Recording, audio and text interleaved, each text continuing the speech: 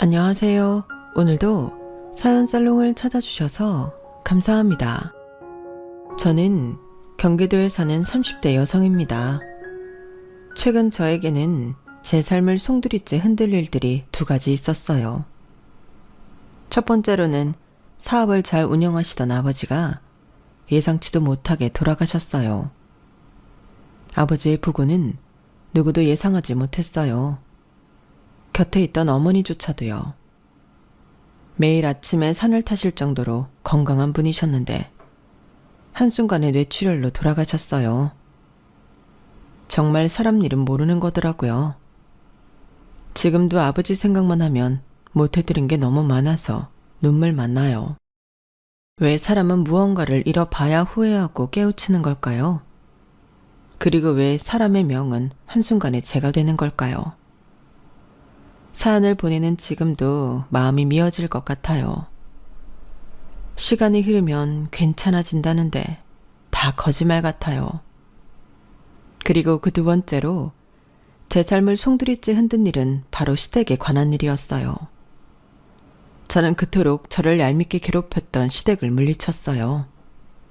아니, 더 솔직히 말하면 어머니가 그렇게 해주셨죠. 영화에나 나오는 슈퍼맨처럼요. 슈퍼맨 같은 영웅 영화를 보면 영웅이 처음에는 악당들한테 막 당하잖아요. 그렇게 맞고 맞다가 절정의 순간에 도달했을 때 강력한 펀치를 날리죠. 정말 그때 저희 어머니는 그 점에서 슈퍼맨과 다를 게 없었어요. 이렇게 두 가지 일이 제 삶을 송두리째 흔들었어요. 그런데 사실 이 두 가지 일에 연관성이 있어요. 그 연관성이 바로 제가 오늘 사연살롱에 사연을 보내야겠다고 다짐한 계기인데요. 지금부터 차근차근 설명해 드릴게요. 먼저 시댁에 대해 설명드리기 전에 저희 아버지 얘기를 좀 할게요. 아버지는 꽤 사는 집안의 차담으로 태어나 그 시절에 대학교를 나오셨어요. 유명 대학교고 전기과를 졸업하셨고 졸업을 하시자마자 나름 이름 있는 전기회사에 들어가셨어요. 그 회사에서 아버지는 능력을 인정받으셨어요.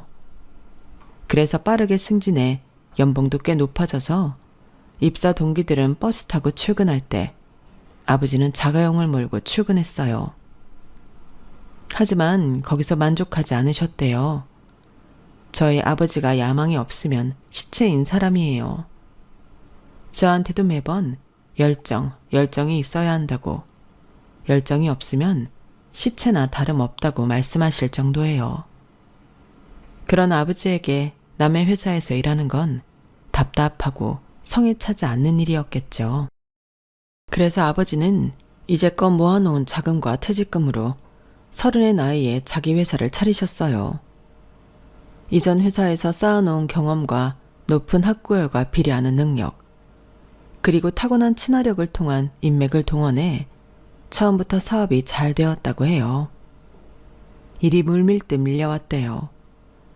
그 결과 5년 만에 20명이 넘는 직원들을 통솔하셨어요. 한 달 중 매일 현장에 투입되어야 할 정도로 일이 많았죠. 그리고 그 결과도 늘 성공적이었어요. 깔끔한 일 처리에 다들 놀라고 다시 아버지 회사를 찾아주었죠. 그렇게 계속 호황일 줄 알았지만 6년 뒤에 계약을 잘못해서 억 단위의 돈을 덤탱이 씌는 일이 일어났고 아버지가 관리를 소홀하게 했는지 과로로 인해 그랬는지 직원들의 실수가 잦아지면서 평판이 안 좋아지고 수익이 곤두박질 쳤어요. 이때 아버지는 능력 있는 직원들을 다른 회사에 넘겼고요. 남은 직원들의 월급을 주기 위해 막노동을 하기도 하셨어요. 하지만 결국 남은 직원들도 그만두게 되고 아버지와 어머니 두 분이서 처음부터 다시 시작해야 했어요. 그렇게 쌓아 올린 성이 한순간에 무너지면 얼마나 큰 상심일까요? 아버지는 그때를 회상하시며 정말 죽고 싶었다고 하셨어요. 하지만 가장이라는 이름 하나로 다시 시작하셨다고 해요. 다시 일어나셔서 처음부터 발판을 쌓기 시작하셨죠. 그렇게 노력하셔서 회사는 문을 닫지 않았어요. 처음 성공했던 것보다 크진 않았지만 먹고 살 만큼은 되는 규모의 회사를 돌아가시기 전까지 유지하셨죠. 직원도 전보다 많진 않지만 나름 회사의 형태는 유지하셨어요.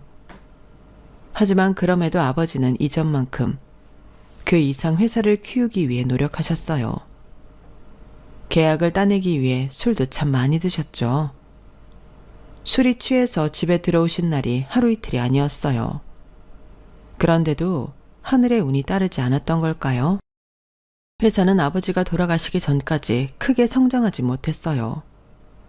그럼에도 아버지는 누구보다 본인 사업에 진심이시고 그걸 즐기시는 분이셨어요. 그게 어느 정도였냐면 매번 저녁 식사 때마다 어떻게 하면 사업을 키울 수 있을까 그 고민만 하셨어요. 그리고 이건 여러분들께 어떻게 들릴지 모르겠지만 제가 수험생일 때 서울에도 대학을 붙었는데요. 아버지가 회사 자금으로 돈을 모아두셔야 해서 국립대학교를 가라고 하셨죠. 그래서 저는 지방 국립대를 졸업했어요. 그리고 대학을 다닐 땐 무조건 장학금을 받아야 했죠. 그리고 용돈도 아르바이트를 해서 써야 했어요. 휴대폰 요금도 대학 때부터 제가 냈고요. 그래야 그 돈을 사업자금으로 묶어둘 수 있으니까요. 아버지가 그걸 직접적으로 말씀하신 건 아니었는데 저는 느낄 수 있었어요. 또 회사가 힘들 때 제 이름으로 대출을 받으셔서 제가 신용불량자가 된 적도 있었어요. 그래서 제가 가장 취업하고자 했던 은행에 취업 자격도 갖지 못했고요. 정말이에요. 누가 이런 이야기를 들으면 아버지를 원망하지 않냐고 물어요. 원망하기도 했죠. 아버지는 절 태어나게 하셨으면서 책임은 지지 않으려고 하시다. 이런 생각을 하기도 했어요. 그런데 머리가 크니 체념한 건지 모르겠지만 이해가 되더라고요. 더구나 직원들 월급은 꼭 밀리지 않고 주기 위해서 막노동까지 하신 건 참 존경스럽기도 하고요. 저라면 그럴 수 있었을까? 이런 생각이 들기도 해요. 그리고 저는 살면서 별다른 꿈이 없었거든요. 은행을 다니고 싶다는 것도 막연하게 안정적이니까 가 전부였어요. 그런데 아버지는 늘 꿈을 가지고 있고 목표가 있었잖아요. 그것을 향해 나가는 아버지가 부럽기도 하고 대단하기도 했어요. 사실 아버지가 누누이 강조하셨던 열정, 그거 저한테는 너무 먼 이야기였거든요. 그러니 나중엔 아버지를 응원하게 되더라고요. 게다가 제가 잠깐 아버지 회사에서 일을 한 적이 있는데 그때 아버지는 집에서와는 무척 다른 사람이었어요. 집에서는 한없이 개구장이신 아버지인데 업무를 할 때만큼은 진지하시고 도전적이시고 제가 아무리 딸이어도 업무적 실수를 하면 직원들 앞에서 호통도 치시고 아무리 업체가 갑이어도 자기 직원들을 함부로 하면 호되게 혼내시고 정말 말 그대로 사장님이자 사업가이세요. 그래서 나중엔 이해하고 존경하게 됐어요. 이야기를 하다 보니 너무 길어졌어요. 그럼에도 이렇게 장황하게 제가 아버지 이야기를 한 건요. 제가 이런 이유로 아버지를 존경한다는 걸 여러분들께 말씀드려야 시댁이 제게 저희 집의 한 무례가 이해될 것 같아서예요. 저희 시댁은 제가 이렇게 존경하는 아버지를 무시했어요. 그리고 끝내 그 아버지의 딸인 저까지 무시했죠. 그 시작은 상견례 자리부터였어요. 저는 남편과 지인이 주선한 소개팅으로 만나 짧은 연애 끝에 결혼을 했는데요.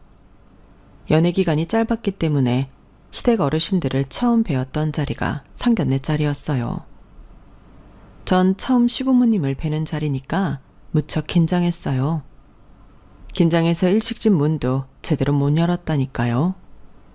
미닫이 문인데 자꾸 앞으로 밀었거든요. 그렇게 먼저 오신 시부모님을 뵈었는데 남편이 무슨 얘기를 했는지 시부모님 얼굴이 발그레하니 좋아 보였어요. 처음엔 그래서 마냥 인상이 좋으신 분들 줄인 줄 알았어요. 대화도 잘 이어졌고요. 현직 군인이셨던 시아버님도 무뚝뚝하실 것 같았는데 사근사근 말씀을 잘했어요. 깔끔하게 차려입으신 시어머니도 마냥 웃으시니 좋아 보였어요. 그런데 식사가 다 끝나기도 전에 이렇게 물으시는 거예요. 그 사돈어른께서 사업을 크게 하신다고 들었습니다. 전기사업 맞으시죠? 그렇죠. 전기가 망할 일은 없죠. 죄다 전기인데요. 안 그렇습니까? 이 전등도 자동문도 다 전기죠. 참 좋은 일 하십니다. 세상을 밝히는 일을 하시네요. 아니요, 너무 겸손하지 마시고요. 그래서 제가 묻고 싶은 말씀이 있는데 회사 규모가 어떻게 됩니까? 직원 수는요? 그리고 대략 한 해에 얼마나 버십니까? 저는 직설적인 시아버지의 말씀을 듣고 놀랐어요. 왜냐면 그 당시 아버지가 수익 때문에 골머리를 앓고 계셨어요. 그래서 제가 눈치를 보고 있었는데 아버지가 이제껏 영업을 해온 경험이 있으셔서 그런지 능숙하게 넘어가려 하셨어요. 그런데 자꾸 시부모님께서 물고 늘어지셨죠. 그래서 결국 아버지가 조금 부풀려서 수익을 말했는데 그 순간 분위기가 싸늘해졌어요. 시어머니가 자꾸 남편에게 따끔한 눈초리를 보냈어요. 그리고 시아버지도 쩝쩝거리시면서 이쑤시개로 이를 쑤시질 않나, 물만 홀짝홀짝 마시질 않나. 누가 봐도 김이 팍 센 사람들이었어요. 그리고 그 다음부터는 말이 없으셨어요. 뭘 물어도 그렇습니까? 네네 이런 느낌이었죠.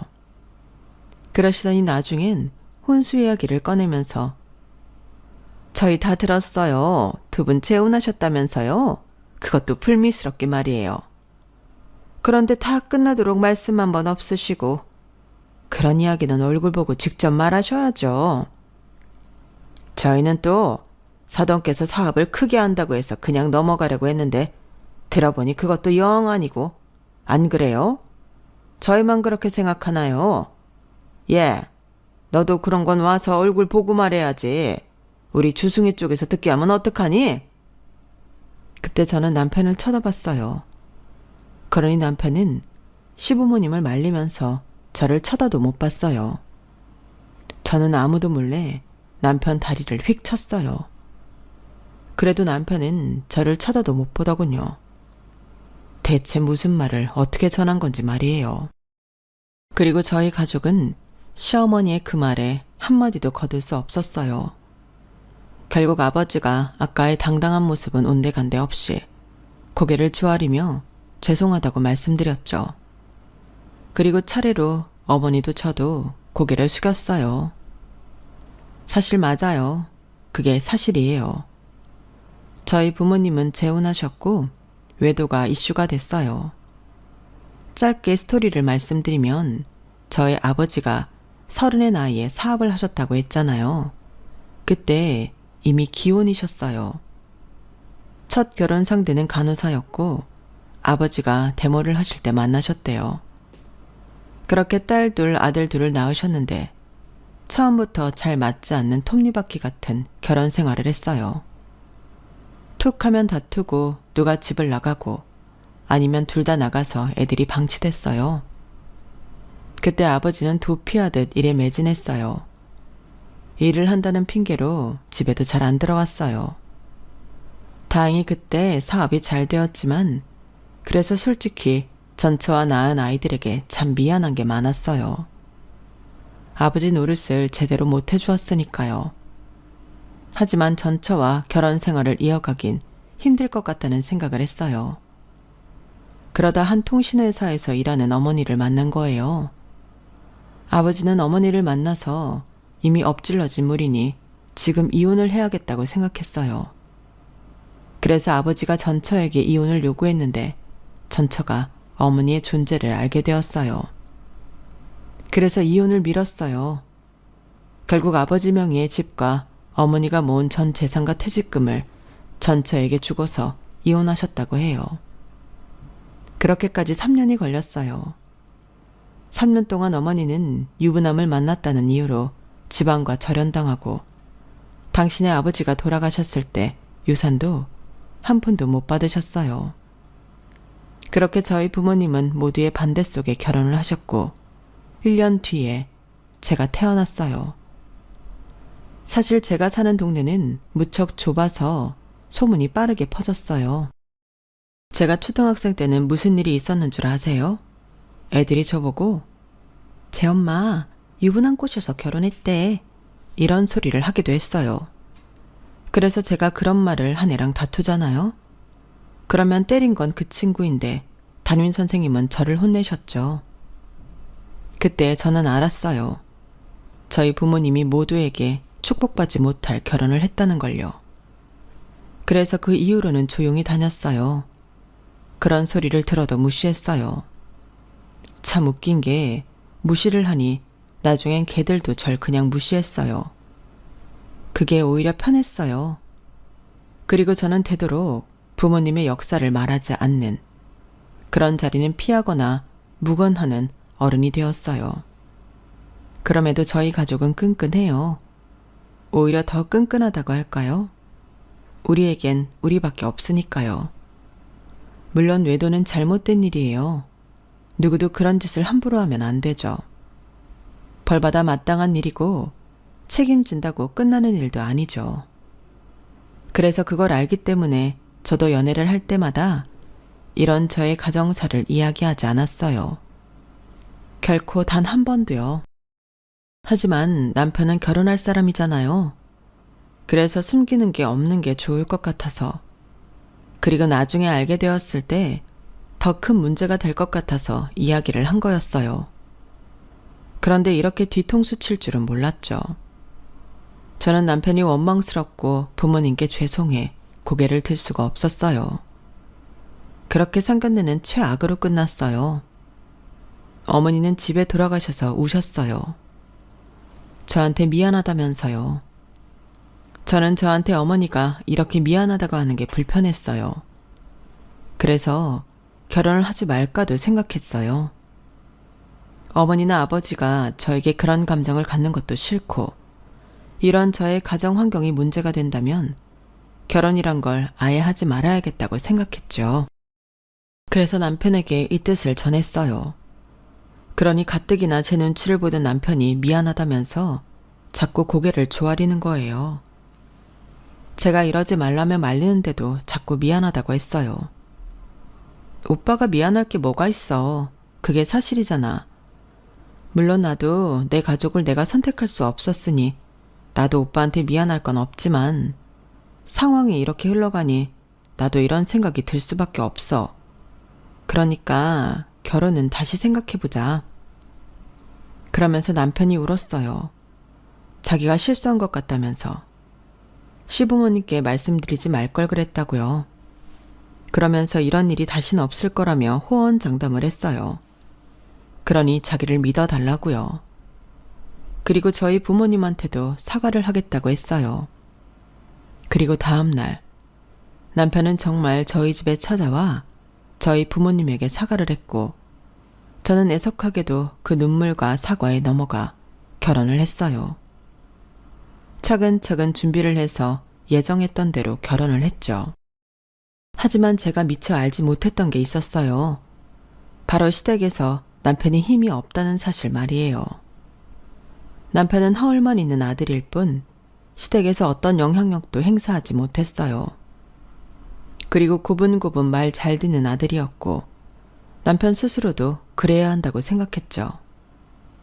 사실 이건 연애 때에도 알 수 있었어요. 남편은 귀가 시간이 정해져 있었고 항상 가방에 아무래도 어머니가 챙겨주는 영양제 통이 있었고 군대 때를 제외하고 빨래 한번 제대로 해본 적이 없는 것 같았고 계란 후라이도 제대로 못했거든요. 그걸 저는 안일하게 생각했던 것 같아요. 귀가 시간은 남편 스스로의 약속이라고 영양제는 아들 건강을 생각하는 어머니의 마음이라고 빨래는 하기 싫은 것이고 요리는 못하는 것이라고 다 사랑이라는 이름 앞에 가려져 있던 거예요. 그리고 이런 남편과의 결혼 생활은 저에게 이런 일들을 겪게 했어요. 시댁은 절 은근히 아니 대놓고 무시했어요. 식당에 가면 언제나 저를 수저통 근처에 앉혀 수저를 놓게 하고 물통이나 컵들도 제 앞에 두어 물을 따르게 했어요. 그리고 종업원을 부르는 것도 제 몫이었고 셀프바에서 뭘 가져오는 것도 제 몫이었죠. 그리고 고기를 굽는 것도 제 차지였고 운전도 제 차지였어요. 남편이 대신한다고 해도 시어머니는 꿋꿋이 저보고 하라고 했죠. 대학으로도 저를 무시했어요. 남편이 서울에 있는 대학교를 나왔거든요. 그래서 지방 국립대학교를 나온 저를 깔보셨어요. 물론 시어머니는 대학교 근처도 못 가봤죠. 그리고 제가 지금 남편의 회사의 하청업체에서 근무하고 있어요. 그거 가지고도 하청업체는 심부름만 하는 거 아니냐면서 무시하더라고요. 사실 남편이 다니는 회사에서 오더를 받아야 움직이는 건 맞지만 그래도 심부름이라뇨. 말이 아다르고 어다른데요. 그리고 그것마저도 대학을 좋은데 못 나와서 그런 거라면서 웃으시더라고요. 게다가 저는 시댁에서 집안일을 할 때도 덜어 있었어요. 그럴 땐 대체로 남편이 야근을 할 때인데요. 시어머니는 남편이 야근을 하는 것도 보고라고 해야 하나요? 아무튼 그걸 받으시는데 그럴 때 시어머니가 저를 시댁으로 불렀어요. 가보면 신발을 받기도 전에 이거 해라 저거 해라 하시면서 저를 부려먹으세요. 그럼 저는 해야죠. 설거지도 하고 빨래도 하고 청소기도 밀어요. 그러다 언제는 저도 야근을 할 때 전화가 오신 거예요. 그래서 제가 저 야근 중이라고 말씀드렸죠. 아니, 여자가 무슨 일을 하면 한다고 야근이야. 그래봤자 지방대 나온 애를. 그냥 다 접고 와서 일 좀 도와. 지금 내가 허리고 손목이고 안 아픈 데가 없어. 네 아버님이 나한테 잔소리하는 거 듣기 싫다. 어? 그때 회사 상황이 거의 비상 상황이었어요. 저희 회사가 남편이 다니는 회사에서 친 사고 수습 중이었거든요. 그래서 저희 회사 전 직원이 야근 중이었는데 저보고 그런 말씀을 하시니까 제가 열이 좀 받더라고요. 그래서 이렇게 말했죠. 자꾸 대학 하시는데 저도 서울에 있는 대학 갈 수 있었어요. 제가 오히려 남편보다 아드님보다 공부 잘했고요. 지금 직급도 제가 더 높아요. 아세요? 그리고 어머니 일도 안 하시면서 왜 자꾸 아프다 하시는 거예요? 그것 때문에 제 머리가 더 아파요. 근데 시어머니한테는 씨알도 안 먹히더라고요. 시어머니가 깔깔 웃으면서 이래서 여자가 공부를 하면 안 돼. 꼴에 공부 좀 했다군 어른한테 기어오르기나 하고. 뭐? 네 머리가 더 아파? 난 네 말에 기가 차다. 당장 일 때려치고 들어와. 그때 저는 시어머니랑은 말이 안 통한다고 결론을 내렸어요. 어리석은 마음이지만 차라리 해주고 말자 식이었어요. 그리고 그뿐이게요. TV를 틀면 외도 이야기 요샌 흔하잖아요. 그런 이야기가 나오면 저를 힐끔 쳐다보셨어요. 그러다 기분이 좀 언짢으신 날엔 대놓고 이렇게 말했죠. 너희 엄마는 어떻게 했다니? 물론 저는 그 말을 못 들은 채 했어요. 그게 제가 할 수 있는 유일한 반응이었어요. 그리고 가슴에 콕콕 유리알이 박혔죠. 그리고 시아버지는 외도 이야기가 나오는 프로를 보면서 혼잣말을 하셨어요. 세상이 어쩌다 이렇게 요지경이 됐냐? 남자든 여자든 한 사람을 골랐으면 끝까지 가야 하는 거야. 의리가 있지. 세상은 의리로 돌아가. 의리가 없으면 쓰나. 세상이 말세야. 저는 그 말들이 저를 욕하는 것보다 더 힘들었어요. 하지만 뭐라고 대꾸를 할 수 없었죠. 그게 사실이니까요. 누가 뭐라고 해도 저희 부모님이 외도로 재혼하신 건 변하지 않으니까요. 그래서 꾹 참았어요. 그게 제 부모님을 위하는 길이라고 생각하기도 했고요. 그리고 제가 예민한 건지 모르겠는데 저는 시어머니는 저희 어머니까지 무시한다고 생각했어요. 저희 부부 결혼식 때 이런 일이 있었어요. 결혼식 때 양가 어머니가 촛불 점화를 하잖아요. 그때 이런 말씀을 하시는 거예요. 예, 이거 할 때 꼭 손잡아야 한대? 그냥 각자 걸어가면 안 된대? 아니, 다른 게 아니라 나는 남의 손 못 잡는단 말이야. 네가 가서 물어봐. 손 안 잡고 들어가면 안 되냐고. 응? 가서 물어보고 와. 그래서 결국 두 분은 그냥 걸어가셨어요. 그리고 인사를 하실 때도 시어머니는 허리를 꼿꼿이 세우셨고요. 그걸 제 친구들이 말해주더라고요. 너희 시어머니 기가 셀 것 같다면서. 앞에서는 아니라고 좋은 분이라고 했지만 속은 문드러졌어요. 그리고 매년 명절 때 시댁을 먼저 가는 건 통상 그렇게 하니 이해할 수 있거든요. 그런데 시어머니는 꼭 제가 친정에 가려고 하면 막으셨어요. 시누이 오는 건 문턱에서 기다리시면서 말이에요. 명절인데 더 있지 않고 출가 외인이라는 말도 있는데 꼭 친정을 가야겠니? 나 때는 결혼하면 친정 가지도 않았어. 어떻게 딸랑 하루만 있다가 가니? 그냥 나중에 네가 시간 내서 뵙고 오늘도 자고 가. 주인도 안 왔잖아. 조카는 보고 가야지. 그래서 올해도 시누이가 오는 것까지 보고 저녁도 먹고 친정에 갈 수 있었어요. 그리고 언제는 이런 일도 있었어요. 어머니를 통해서 들은 말인데요. 결혼식이 끝난 뒤에 시어머니가 불쑥 저희 아버지 회사를 찾아오셨어요. 그때 하필 저희 어머니와 몇 명의 경리들이 회사를 지키고 있었는데 시어머니가 들어오셔선 아무 말 없이 회사를 막 둘러보더래요. 그리고 경리가 타온 커피를 마시지도 않고 이렇게 말씀하셨어요. 회사가 예상했던 것만큼 작네요. 회사 수익에 비례하는 건가? 아, 농담이에요. 근데 간판도 너무 올드하고 그렇다. 요새는 잘 되세요? 근데 이 집은 아들이 없어서 누구한테 물려준 게? 아, 그 집 아들한테 물려주나요? 들어보니까 그 집에 아들이 둘이라던데 그런가요? 하긴 우리 며느리가 사업할 관상은 아니죠. 애가 너무 허약하다 할까? 기가 약하다고 할까? 왜 사업은 기가 좀 있어야 하잖아요? 그런 거 보면 사돈어른도 영. 그렇게 큰 소리로 말씀하셨어요. 제가 그 소리를 듣고 너무 놀라고 화가 나서 남편에게 쏟아부으니 남편이 또 어떻게 했겠어요? 또 미안하다고 하죠. 근데 저는 그 모습도 보기 싫더라고요. 그래서 지금 시부모님께 가서 다신 저희 아버지 회사 근처에 얼씬도 말라고 전하고 안 그러면 이혼하겠다고 하니까 쫄래쫄래 가서 이야기하고 오더라고요. 하지만 가만히 계실 시어머니가 아니죠. 저한테 전화가 오셨어요.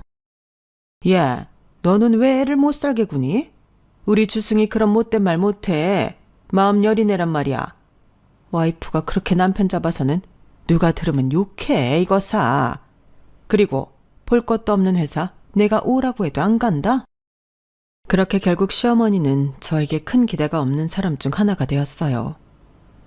별 기대를 안 하니 좀 나았어요. 그리고 사실 남편에게 이혼이란 단어를 꺼냈지만 저희 집안이 그런지라 이혼할 생각은 없었어요. 꿋꿋이 살려고만 했죠. 그런데 이런 일이 일어날 줄은 몰랐어요. 올해 있었던 아버지 장례식 때요. 그때 남편이 부고를 전했는지 시부모님이 안치실이 배정되기도 전에 장례식장에 도착하셨더라고요. 그때까지는 감사했어요. 그런데 저희 어머니가 일을 하고 있던 중이라 급히 온다고 해도 시간이 걸리셨거든요. 사실 무슨 일이냐 하면 어머니가 몇 해 전부터 직원들 식대라도 챙겨준다고 식당에서 아르바이트 하셨어요. 식당이 바쁘니까 제가 전화해도 금방 안 받았어요. 한참을 해서 겨우 받으셨는데 너무 놀라서 넘어지는 소리가 들렸어요. 그래서 어머니를 진정시키고 천천히 오라고 제가 부탁을 했죠. 급히 오다가 다치실 것 같아서요. 그런데 시어머니가 저희 어머니를 쳤더니 이렇게 말했어요. 아니, 남편 장례식에 마누라가 늦으면 어떻게 해? 당연히 제일 먼저 와서 이것저것 준비해야지. 뭐 일한다고? 참네, 이 집 구석은 일이 무기지? 아니, 그렇게 사랑해서 결혼했으면서 이게 뭐야? 우리보다 늦잖아. 내 말이 틀려? 저는 시어머니를 상대할 힘도 없어서 시어머니를 무시하고 안치실을 받아 올라갔어요. 그리고 아버지 영정사진을 보는데 엉엉 눈물이 나더라고요. 정말 갑작스럽게 돌아가셨거든요. 저희 아버지가 어떻게 돌아가셨냐면 오전에 매일 하시던 것처럼 뒷산 등반하시고 제대로 아침 드시고 출근하셔서 현장 출동하셨고 거기서 뇌출혈이 와서 쓰러지셨는데 모두 당황하셨죠. 그래서 응급처치가 늦어졌고 골든타임을 놓쳐서 그 자리에서 돌아가셨어요. 저희 가족에겐 마른 하늘의 날벼락이었죠. 그 소식을 듣고 처음엔 스팸인 줄 알았어요. 신종 사기인 줄 알 만큼 뜻밖의 일이었어요. SNS로 돌연사 하시는 분들의 안타까운 사연을 접하기는 했어도 저의 일이 될 줄은 몰랐어요. 비통했어요. 그래서 엉엉 울다가 남편의 부름에 뒤를 돌아봤는데 언제 소식을 들었는지 아버지 전처의 딸들과 아들, 저에겐 의붓 형제들이 왔더라고요. 사실 아버지의 부탁으로 의붓 형제들을 만난 적이 있어요. 제가 초등학생 때인데요. 그때 큰언니 큰오빠는 이미 고등학생이었고 셋째 오빠는 중학생, 막내 언니가 제 또래였어요. 첫 만남 때 나온 사람은 큰언니와 막내 언니였고 큰언니는 뭘 알았겠지만 막내 언니는 저와 그저 친구라고 생각하고 놀았었죠. 그리고 다음엔 큰오빠하고만, 다음엔 모두가 만나 저를 놀아주고 그러다 제가 사춘기가 되고서 잠시 주춤했고 제가 성인이 되었을 때 다시 만나기 시작했어요. 자주는 아니고요. 가끔요. 그리고 지금은 간간히 안부를 묻거나 생일 연락을 하는 사이로 남았어요. 사실 아버지의 부고를 전해야 하나 싶었는데 들어보니 어머니가 전한 것 같더라고요. 제가 조심스럽게 전차는 왔는지 모르니 오지 않으셨다고 부고만 하겠다고 하셨대요. 그리고 저는 큰오빠에게 상주를 넘겼어요. 아버지도 그걸 바라실 것 같았거든요. 오빠는 흔쾌히 상주를 해주었고 저희 다섯 남매라고 해도 되겠죠.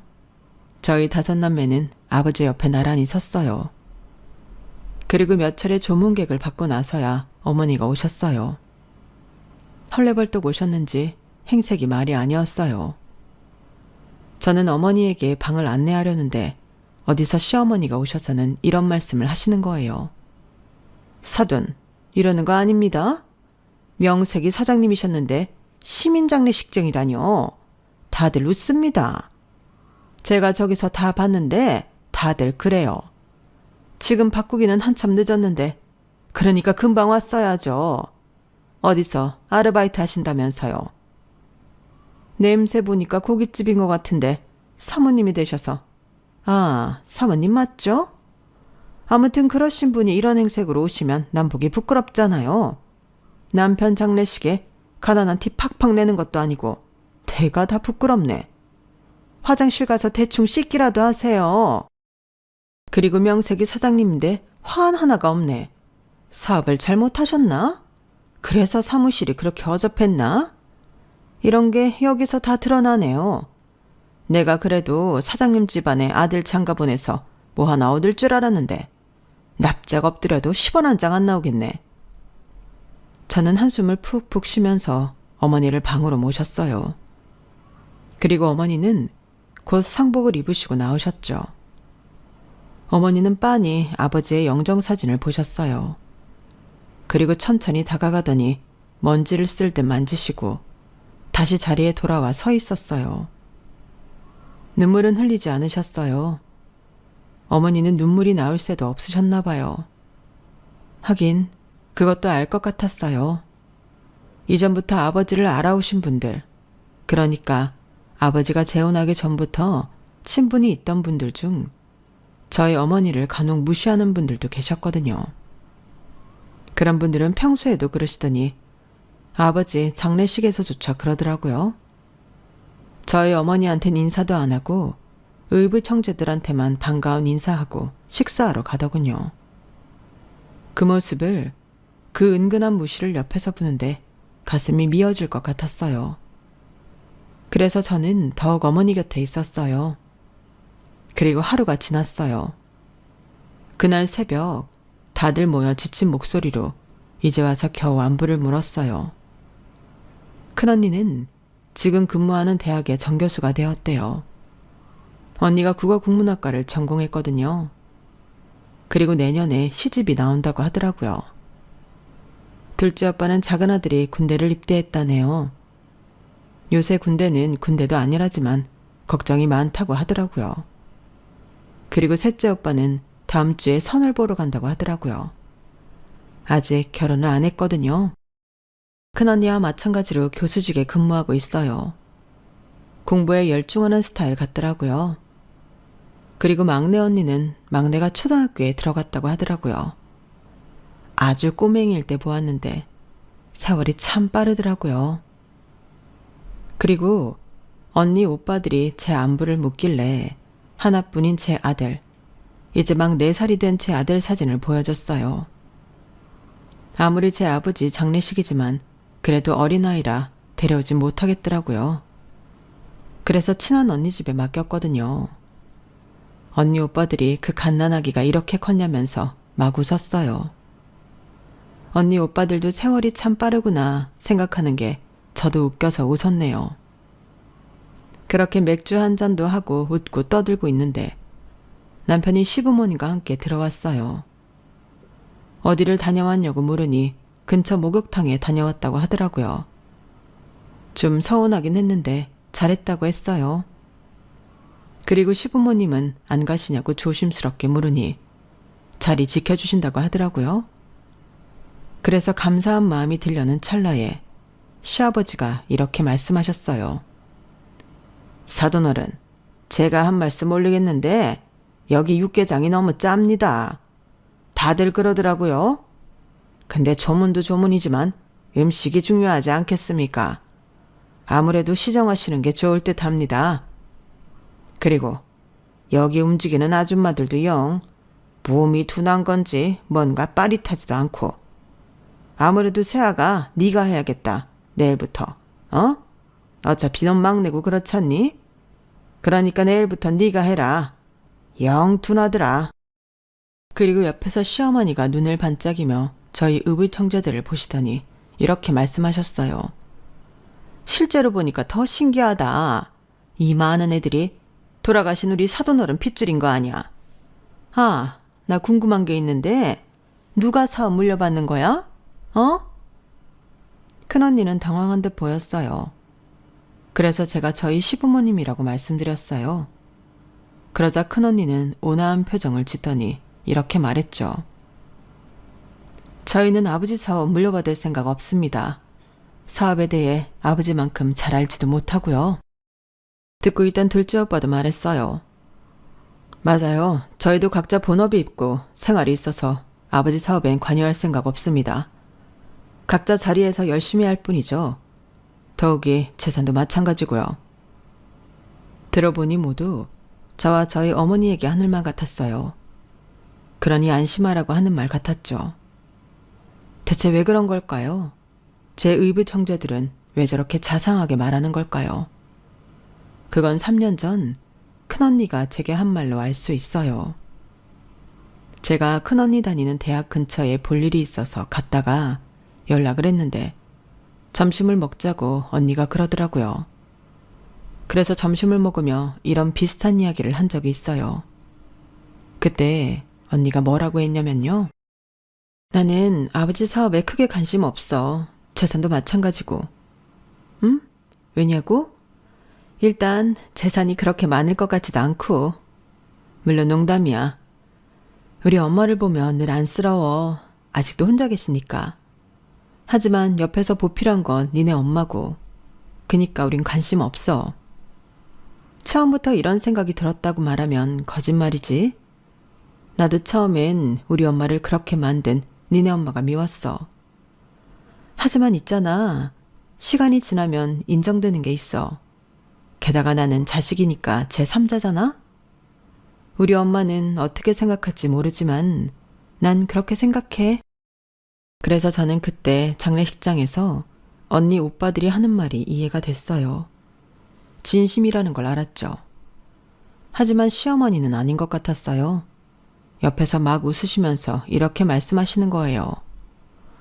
그거야. 돌아가신 사돈어른 회사가 별 볼 일 없으니까 그러는 거지.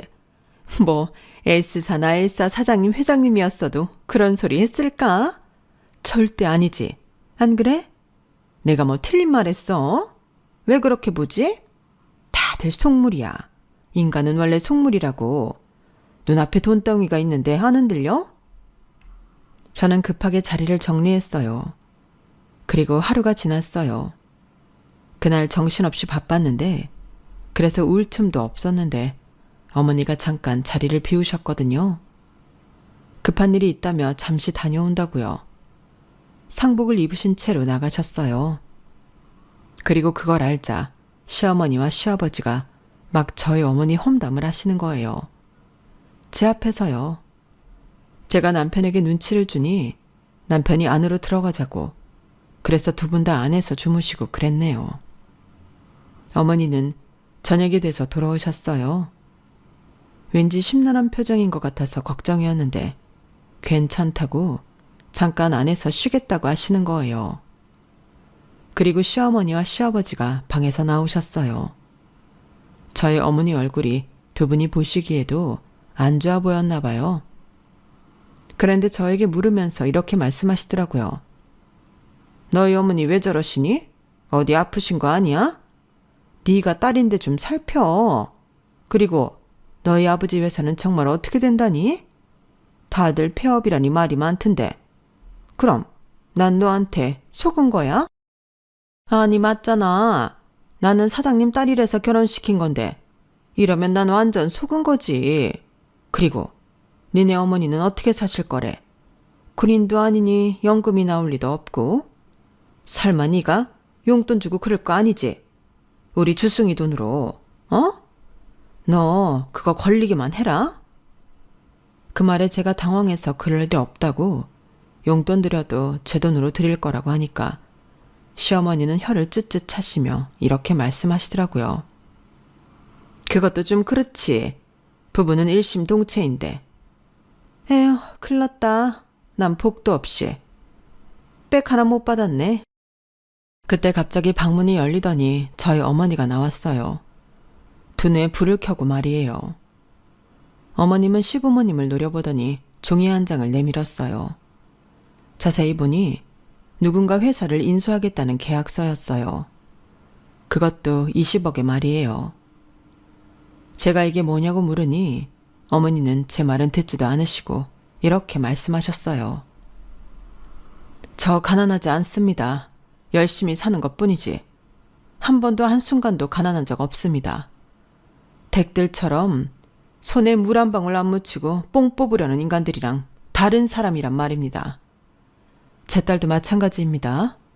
제 딸도 남편이 아무리 벌어도 제 밥값 벌라고 제가 가르쳤습니다. 사람이 일을 해야죠. 사돈어른은 사람도 아니라 이 말이에요. 평생 일해보신 적 없으시잖아요?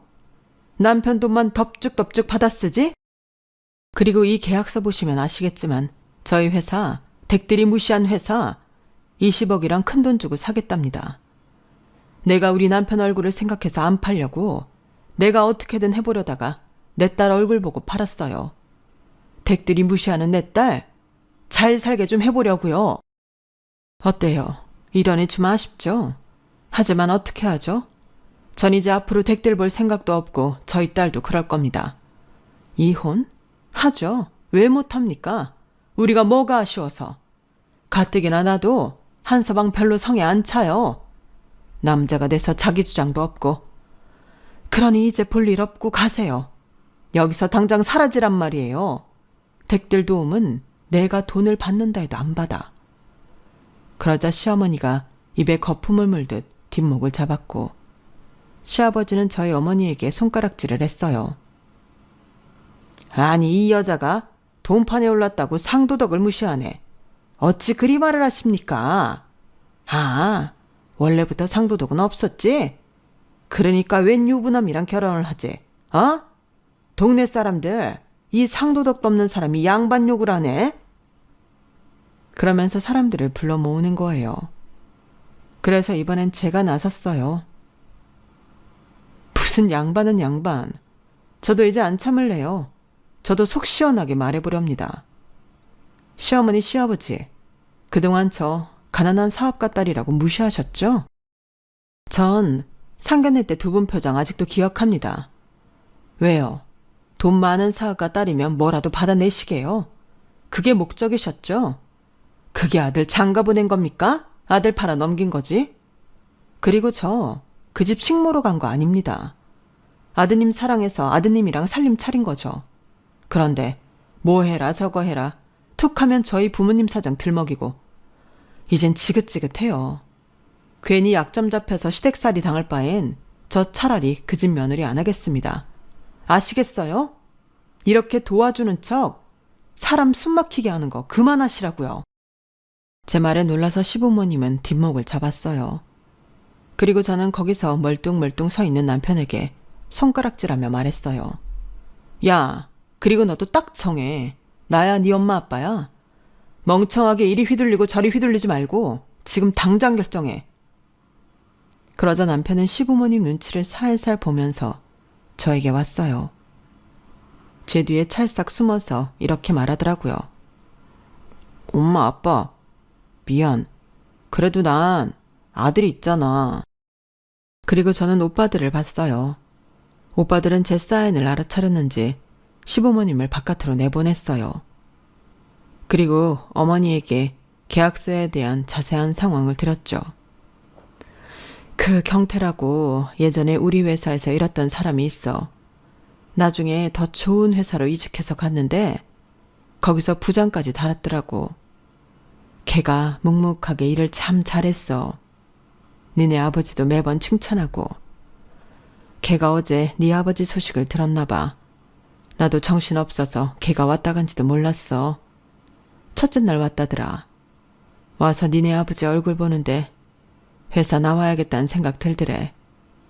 그리고 예전에 한번 제안했다고 하더라? 나는 몰랐지. 전에도 한번 네 아버지한테 물어봤대. 자기가 인수하고 싶다고. 아버지 기술, 노하우 다 인수하고 싶다고. 얼마가 되든 좋다고. 근데 네 아빠가 싫다고 했다더라. 난 아직 일할 수 있다고. 그게 5년 전인가? 그리고 어제 회사 사직서 내고 나한테 온 거야. 인수하고 싶다고. 처음엔 나도 안 하고 싶었다. 근데 네 얼굴이 자꾸 떠올라. 장례식장에서 네 시부모가 하던 말이 자꾸. 그래서 어떻게? 도장 찍고 왔지. 마음이 어땠냐고? 시원섭섭하지. 그래도 너 하나 살린 거에 엄마는 만족해. 알 수 없는 마음이 들었어요. 고마우면서도 미안하고 화가 나면서도 고마운 감정이 들었어요. 저는 그 이야기를 듣고 아버지 영정사진 앞에 서서 눈을 감고 아버지에게 말했어요. 아버지 미안해요. 나 하나 살리겠다고 평생 일군 회사 팔아서. 그래도 아버지 덕에 딸 기 좀 살았어. 이렇게라도 아버지 능력 빚본 거라고 생각해줘요. 고맙고 감사합니다. 평생 잊지 않을게.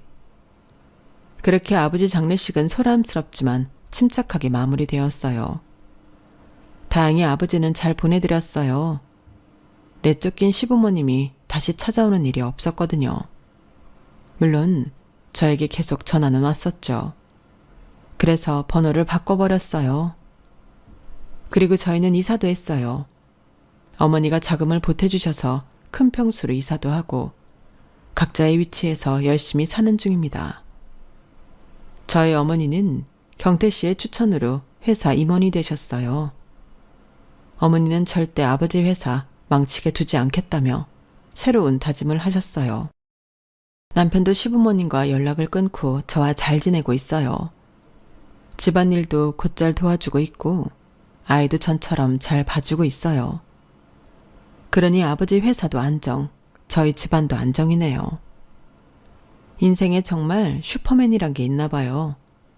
죽으란 법은 없다는 말과 함께 말이에요. 그게 저희 어머니일 줄은 몰랐는데 생각해보면 엄마들은 다 슈퍼맨이잖아요. 그렇게 생각하면 전혀 있을 수 없는 일도 아니에요. 여기까지가 제 사연입니다. 여러분들의 슈퍼맨은 누구인가요? 한 번쯤 배웠을까요? 어쩌면 놓치진 않았나요? 어쨌든 어디서든 우리 슈퍼맨을 믿으면서 살아봐요. 제 이야기 들어주셔서 감사해요. 오늘보다 내일이 행복하시길 바랍니다.